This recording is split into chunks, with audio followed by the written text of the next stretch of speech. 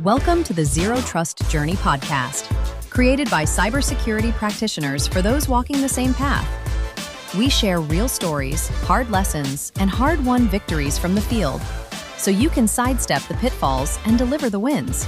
Grab your coffee, tune out the buzzwords, and let's get into the real story right here on the Zero Trust Journey podcast.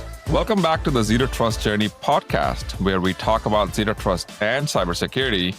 Without the fluff, without the marketing hype, we get straight to the point. Today, I'm joined by Alex Sharpe, a cybersecurity governance and digital transformation veteran with more than 30 years of experience. Alex started his career at the NSA, built practices at Booz Allen and KPMG, co-founded firms with successful exits. Congratulations. And has worked with clients in 30 different countries. In the Zero Trust community, Alex co-chairs 2 Cloud Security Alliance working groups, authored the Zero Trust Guiding Principles, and co-authored the Business Value of Zero Trust. Alex, welcome to the show.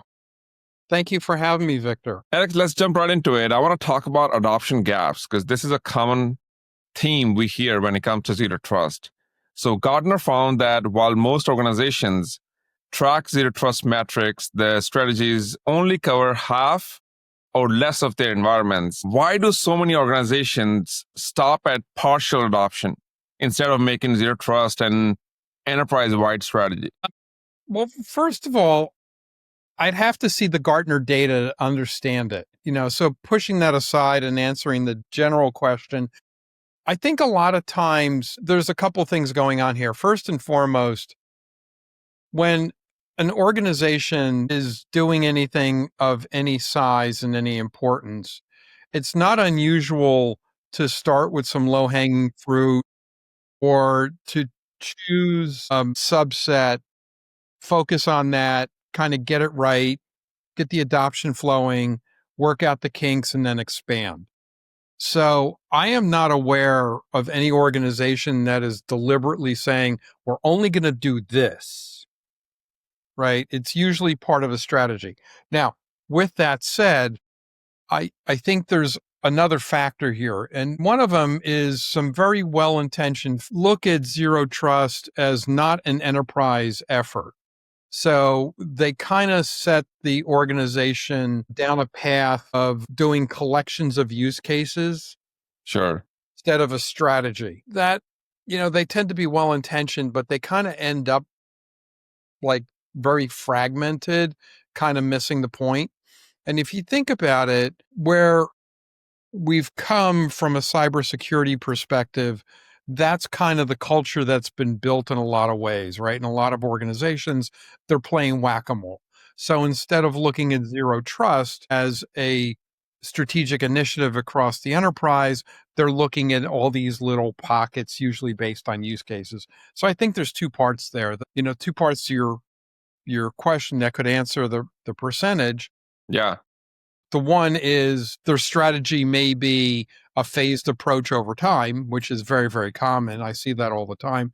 And then Makes the sense. other could be that, the folks driving the effort are taking it from the bottoms up, kind of playing whack-a-mole, dealing with use cases instead of a strategic initiative. Fair point. And Alex, have you seen where instead of looking at Zero Trust as a holistic strategy, instead we're looking at let's do Zero Trust access only, or let's do Zero Trust network access only, or let's do, instead of taking all the pillars and all the principles, people are just taking one side of it and that's saying this is my Zero Trust strategy and just kind of renaming it for their organizations. Have you seen something like that, or you think that again is something what you just answered as a phased approach? Oh, thank you for all the softballs you're throwing right at the start of this, right? So I'm glad you're starting with all the easy questions. There's a couple pieces to that. One of the things you mentioned was you kind of alluded to the product piece, which is a different issue in itself, right? One of the things that's happened is because Zero Trust has become such a important thing, and we're seeing it again with things like AI, a lot of vendors went out and sold themselves as a Zero Trust solution. So it be very product-based, which causes some of the issues you're talking about, right? They go, oh, you want to do Yes. Zero Trust, buy my product. And it causes those problems. And the reality is when you look at what zero trust is really about, depending on which maturity model, you're going to get a handful of different pillars. And some of those pillars are more important to you than others, right? So it's not uncommon for a highly data-driven organization to sit back and say, you know what, let me start with the data side, my asset side, because that's where I'm weakest. Where other organizations are sitting back and saying, you know what, if we do this identity management thing across the entire enterprise, we're going to raise our cyber hygiene the fastest. So Totally. some of it is about the pillars. Now, a lot of it is about misunderstanding, because when you look at what's going on in zero trust, there's two points. There's identity and access management, and then there's segmentation. Mm-hmm. The identity and access management is really all the basic blocking and tackling that are sitting in the standards and the control frameworks that we talk about, until fairly recently haven't gotten all the love they should have, right? Concept of least privileges, And why do you segmentation. think that's okay? Sorry to interrupt you, Well, Alex. Why do you think they haven't gotten the attention that they deserve, even though there's a decent guidance out there, right? I mean, the guiding principles you contributed, it says zero trust is strategy, not a product, where you talk about identity and microsegmentation as well to contain that blast radius. Why do you think that's the case? Like people are not grasping on that? I think there's a lot of parts to that, but I don't know if there's one root problem. I do think a lot of it is culture. So we have a lot of cyber professionals who, kind of got dumped into the organization and they've kind of picked it up as it went. I was classically trained in the discipline and because of where I started and where I've been in the career. So it's a little different. And it provides you a different set of tools and a different way of looking at things. Some people grow up in a compliance aware culture. Well, they do what's required for compliance, not really understanding that client compliance is table stakes. That's the bare minimum. Yes. So there's a lot of pieces here. There's also two other cultural aspects that may play into this. One is if you look at the history of cyber, we've basically treated it as a technology problem. So we threw technologists at it. We had them buy a product and implement product, and we kind of treated it as a technology thing, right? A lot of what you do in around identity and access management is you're really looking at how do you set the privileges, how do you monitor them, how do you maintain them to provide the correct protection for an asset. None of that has to do with technology. So I do think part of what plays into here is that there's a cultural mind shift. Sure. But isn't that really hard in a way for a company to first itemize and then keep track of it? A simple example we give: if I'm part of this department and if I got promoted or demoted, I shift the department, my access should be changed as well, not should remain the similar, or I shouldn't get more access for that matter. But that again, it requires the organizational maturity, but it does also come with a little bit of overhead as well. Wouldn't you think that factors into a lot of IAM challenges and over provisioning the access? Okay, so let me give you two thoughts on that. First of all, companies and organizations do hard things every day, right? It's just the nature of the care and feeding of their business, and it's there. And I'll give you a prime example. 2000-ish, when Sarbanes-Oxley came out, that was the same complaint. Oh, this is too much work. Oh, this is so hard. Oh. Okay, great. Do it or we're going to fine you. Oh, Yeah. okay. Suddenly We're going to do it now. they suddenly figured out how to do it. I've often joked with some of my friends. We'll talk about these folks are reluctant to do this, reluctant to do that. I don't know about. Said, okay, let's hit them with ransomware. You get hit with a ransomware attack, and all of a sudden they're willing to find a way to do this stuff that was too hard. Everything. Yeah, the motivation, the influence, it just comes instantly as soon as there's enforcement. So, are we lacking enforcement in zero trust? So, if let's say there's a body who would fine you if you don't enforce zero trust strategy or don't have mature IAM system or don't microsegment your networks and segments for that matter, do you think that would really motivate people to really mature their zero trust strategy? Well, there was two things in there. So segmentation is usually more aligned with the maturity of the organization. The access control pieces are in all the standards. Sure. E3, 800, 171, 27,001. I mean, we FFIEC, which was decommissioned last month. I mean, we can walk through them. The essentials of zero trust are in every one of them, right? Indirectly, there's an enforcement mechanism. Sure. It's not necessarily called out, thou shalt do zero trust.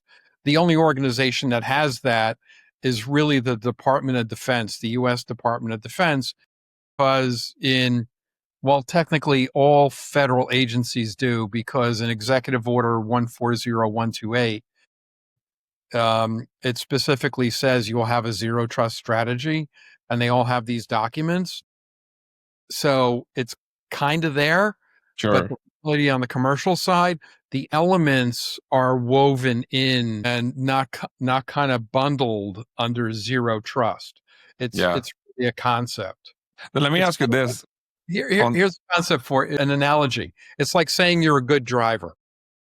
Nobody goes out and says, "Are you a good driver?" No, they check mark the qualities of being a good driver, but they don't necessarily you're a good driver. Gotcha. Makes sense. Makes sense. And if you're not a good driver, if you crash into something, then you get fined or maybe revoked your license. So let me ask you in the flip side. So you said the essentials of the zero trust are woven into some of these compliance and regulations.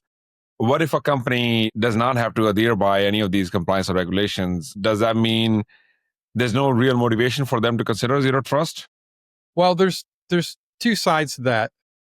I'm sure somebody somewhere is requiring them to do something, right? The likelihood in this day and age of not having somebody providing some sort of oversight over you is pretty thin. Even if you're a new startup, your investors want to know that you're protecting their investment. Totally. Right. So customers want to know how you're protecting their data, all of that. Yeah. Yeah. So there's always something. Then there's also the very basic standard of care that we all have as a business. Remember, our number one priority as business owners is to act like an owner, right? We have a duty of care of managing that business and protecting that business. We have agreements with our customers, whether they're explicit or not, to protect their information and protect their transactions. We have agreements with every vendor, every third party we deal with, that we have to behave responsibly. If anybody's interested, this is actually a form of counterparty risk, which is most commonly known in the financial services sector, but it's counterparty risk, right? You have a duty to protect the information and the interaction with somebody else, and they're going to rate you on it, right? So that's insightful. Yeah. Nobody wants to do business with somebody that's going to hurt them. Right. Totally. Let's double click on that one, actually. Resilience for financial services. You lead the CSA group on resilience in financial services. How should organizations measure resilience in the context of zero trust beyond just compliance checkboxes? Okay. Excellent question. We're actually writing that section now of the document, which is interesting because everybody's coming at it in a different phase. Sure. If you deal with anything about scorecards or metrics or measurement, you will quickly learn two things. One is it's highly dependent on where you are in your growth, right? That's number one. Number two is it's highly tuned to your business, or if you like the military, your mission, right? So a metric that is perfect for me may do absolutely nothing for somebody else. Makes sense. So in principle, let's talk about what resilience is. Resilience is the ability to remain viable amidst adversity. and to be better for it. The last part kind of screws with people. To be better for it is really saying continuous improvement. So incidents, near misses are wonderful opportunities to improve the cyber hygiene and the resilience of your organization. The basic definition is all about remaining viable. So if you look at what zero trust is, it really hits both sides of the risk equation, likelihood and impact. The identity and access management side deals directly with likelihood. If you have the right kind of access controls and you're the right kind of suspicious when somebody presents a claimed identity, you are really reducing the likelihood that anything is bad's going to happen. Now, you have to assume bad things will happen because that's the nature of the world we live in, but it reduces the likelihood to a very low frequency. And then we have the segmentation piece, which is really around controlling the blast radius. That's the impact piece.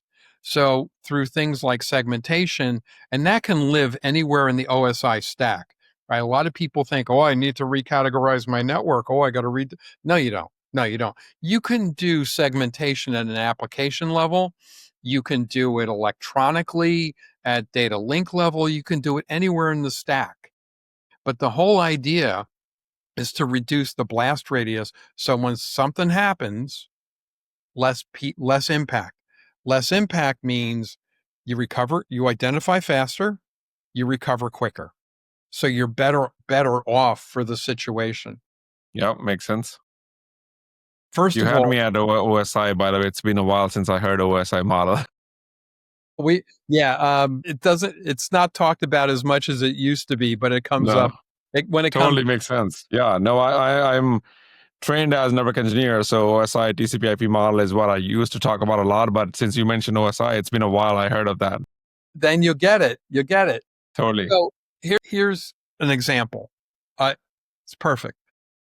Bad things happen when people click the wrong link. Yes. Simple, very, very simple. People aren't going to stop clicking anytime soon. So we have to assume with the volume of bad links coming around, somebody's going to click something. Something bad is going to happen for sure. It will happen. All right. We assume a breach. Okay. Statistically, unfettered, no segmentation, no control. Every time somebody clicks a bad link, they on average infect 20 machines. Wow. So you think about that within 4 hops, no matter how large your organization is, without limiting that blast radius, you've taken out an entire enterprise. I know a company of 5,000 people, numbers, that was infected globally because they had no segmentation. So they're just hopping between the computers and just lateral movement is going on Before any alarms went off. Yeah. The entire enterprise was impacted. I don't think every machine was hit, but servers, data, you pick it. Things were offline. They were combat ineffective. They weren't able to operate. And that was before any of the alerts came up because it happened that quick. Remember, we're talking about spreads that happen at machine speeds, not human speeds. Totally. That's why we do segmentation. 100%. Alex, as we are wrapping up, let's talk about some lessons from your experience. You've seen zero trust through many lenses: NSA, consulting, M&A. What's one thing or one lesson from that journey you think every security leader, like CISO, even CIO, should remember as they start their zero trust program and strategy? Well, the short answer for that is go to the Cloud Security Alliance website, download the guiding principles document, because that's why it was written. It was written specifically because of that kind of request, where it maps out all the broad strokes, the philosophy, what to do, what to think about. So download that. But I'd say with that said, basically start with your access control. Just get that right. Concept of least privilege, segregation of duties is a little more work. Start with highly valued assets like your system administrators, your security administrators. We've seen major social engineering attacks on help desk and marketing. Everybody should have gone Y marketing. We'll get there in a second. But the help desks have been victims of social engineering attacks. We saw about the casinos. Scattered Spider has been doing a great job in this area. Kudos that, they've really mastered that field, which is a great thing it's a great opportunity for us to learn how to protect ourselves, but re-engineer your processes in the help desk to prevent those kind of issues. Marketing is getting hit. We've seen a massive increase in marketing getting hit. Why? Well, they've got future plans. They got insight to where the organization is going. So if a malicious actor can get into the marketing folks, get ahead of these future plans, malicious actor calls up and says, how much is it worth not to release your strategy to your competitors? Yeah. Right? A lot. Yeah. Finance is another one, right? Why is finance targeted? Same reason people break in the banks. That's where the money is. Start with these folks, get your access control in place. That's the first place to always start. And there's lots of resources out there. Excellent. Alex, thank you so much for cutting through the noise with us today and really bringing the Zero Trust, what it's really about, from guiding principles to resilience, business value, and you covered a lot. I was just going to say thank you. I really appreciate your questions. You got to the heart of the matter very quickly. That's a lot more fun. I appreciate that. Thank you. Yeah. And for listeners, check out the Zero Trust guiding principles and business value of Zero Trust from CSA. Both must reads for everyone and anyone serious about this journey. This has been Zero Trust Journey. Stay sharp, stay curious, and remember, this is a vulnerability in digital space. Zero Trust is the strategy. Once again, Alex, thank you so much. Thank you. That's a wrap on the Zero Trust Journey. Now it's your turn. Step into the spotlight, share your story, and be part of the journey. Subscribe to Zero Trust Journey on LinkedIn for the latest news, events, and giveaways. Until next time.